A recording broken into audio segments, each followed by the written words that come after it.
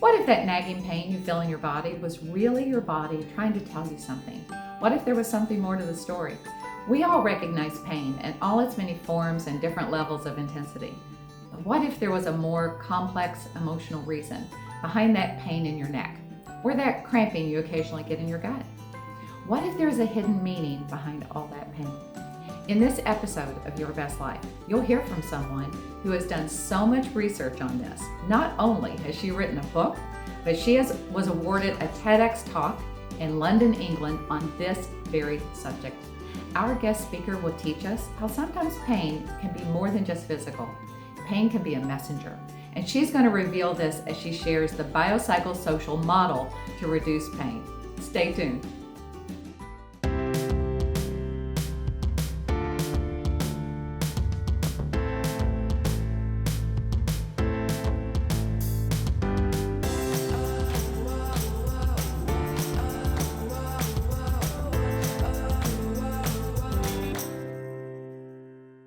Hi, and welcome to another episode of Your Best Life. I'm your host and healthy correspondent, Beth Schomp. I'm so excited about this episode because this is a subject that I absolutely love, the mind-body connection. And to help us navigate through this connection, please welcome my friend and author, Jodys. It is so good to see you and have you here. Oh, thank you. It's a pleasure to be here. Thanks so much for the opportunity. My pleasure. So tell our audience a little bit about your background and a little bit about Jody. Yeah, so I've spent the last 25 plus years as a licensed massage therapist.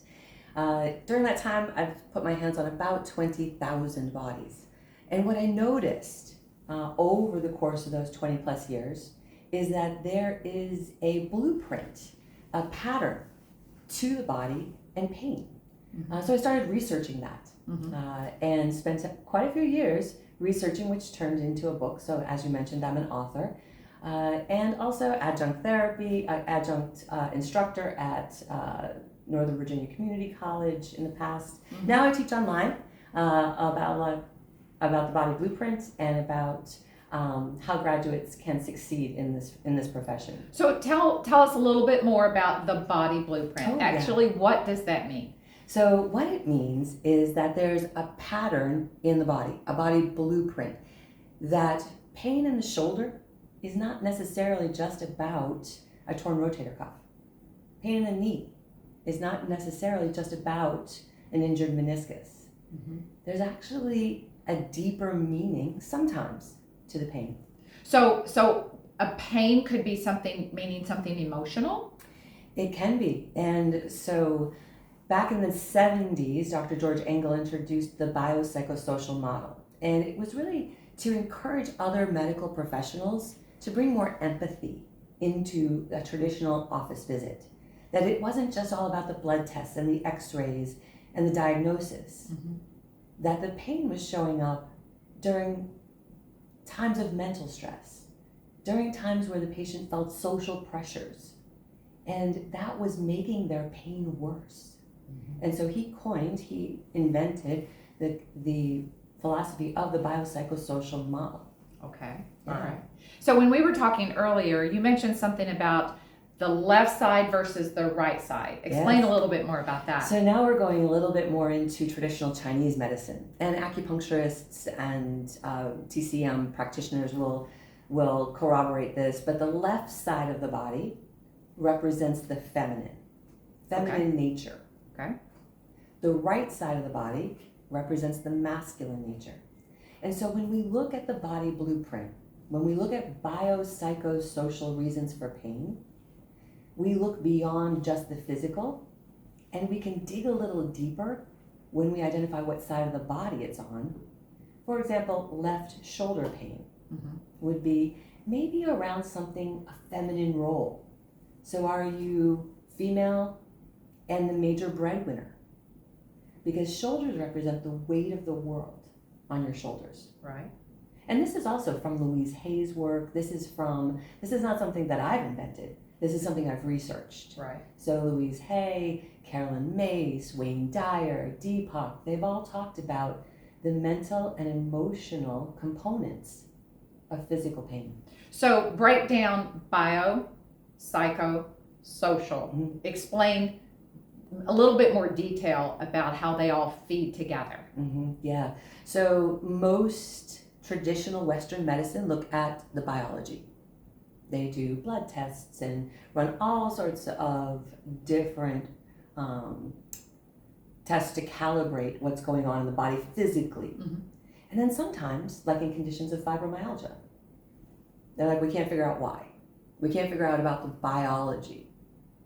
And a lot of patients feel frustrated and they begin their own mission. And what thousands of years have demonstrated is that our mental state impacts our experience of pain. We talk about the BioPsychoSocial, but that social pressure could also be an emotional pressure. We see this in many different demographics. One of the demographics I use in the TEDx is an example from someone in hospice. Tell us more about that. In hospice, a patient knows that the end of their life is near. And that can be a sad time, especially if they're young. And their experience of pain has to do with their condition, whatever is ending their life. But their experience of pain is made worse when they think about what's going to happen to my child, what's going to happen to my family, what's going to happen to my parents. What am I leaving behind? Am I leaving behind a legacy or a mess? And that can make them feel worse. And no medicine is actually going to help that. Right. That's what we're talking about with the biopsychosocial reasons for pain. Right. Yeah. It's fascinating. Isn't it? I know. Sure. That's why I wrote a book. Yeah. To give these examples, because there are literally tens of thousands of patients who know something's wrong. They know something's wrong, but their doctors can't tell them what it is. So if I have a pain in my knee, is there possibly some emotional reason behind that? Is that where we're going with this? Yeah. Well, as a licensed massage therapist, I like to explore not only the physical, but like what's going on in your life. Because on the massage table is a place. Have you had massage? Of course. Okay. Regularly, I might add. So for those who have had massage, it's a place where we get to remember who we really are. We get to kind of leave everything outside the door and just explore what's actually going on with our body and our brain.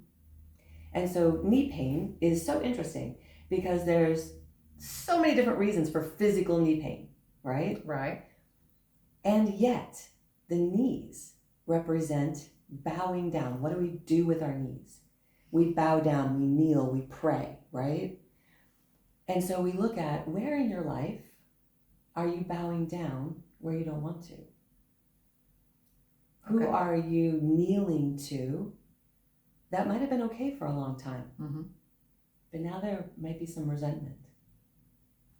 And so you, when we talked before, there might be a case where someone has stomach pain, or digestive issues and things like that, which of course can be physical and often are, but there could be some emotional reason behind that as well. Oh, yes. And that would be? Yeah, well, the research that I've done, I can't even count the number of gastroenterologists that I've talked to.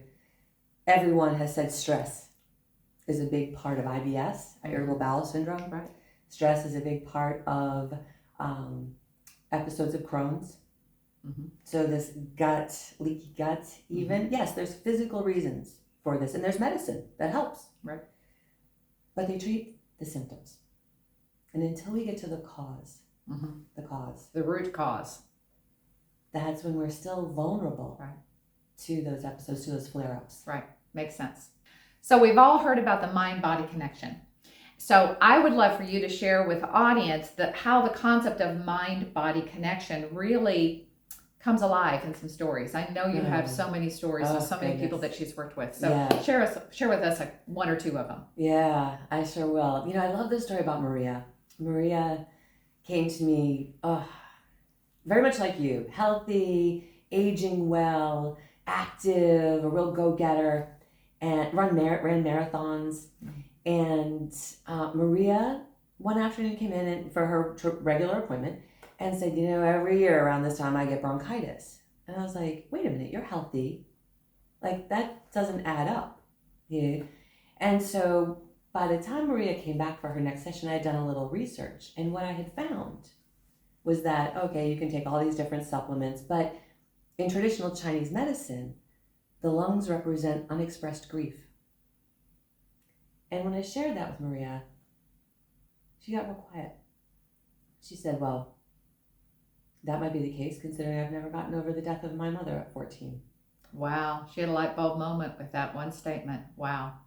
And it was a light bulb moment for me too. It's where some of my research really started to get much more deep into those past imprints, what sometimes called adverse childhood experiences, Sure. how those could imprint even on our body today. Wow, that's something else. Yeah.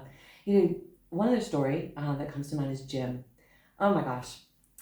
I was so lucky to be able to work with Jim. He is a World War II vet and got his first massage at 72 years old. Wow. And he said, why did I wait so long?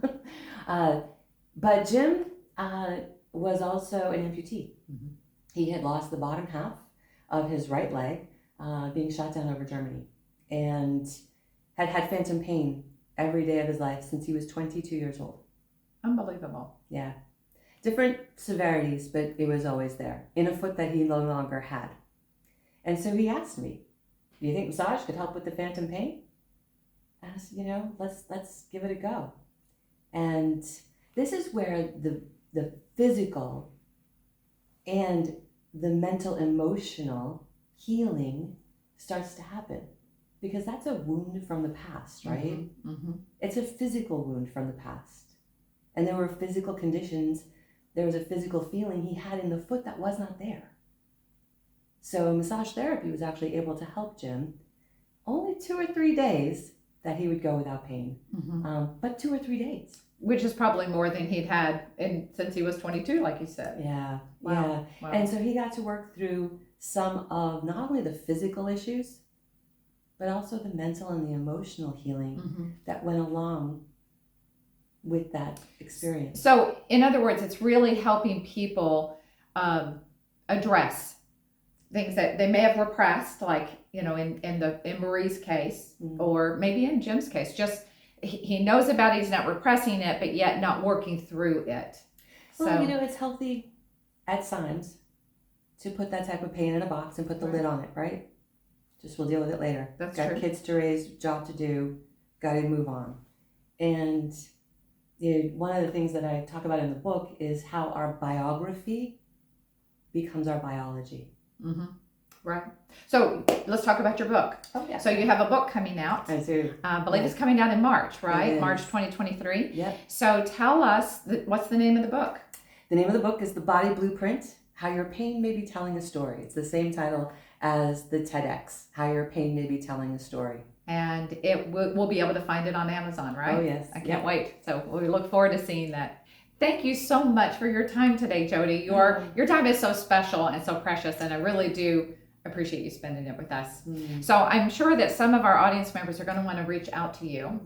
It's such a fascinating subject. So how would someone connect with you? Best way to connect with me is on my website. There's a contact page, bodyblueprint.com. That's bodyblueprint.com. And to follow me on social, I'm on Instagram, bodyblueprintsocial.com. Great. Bodyblueprintsocial. There you go. Yeah.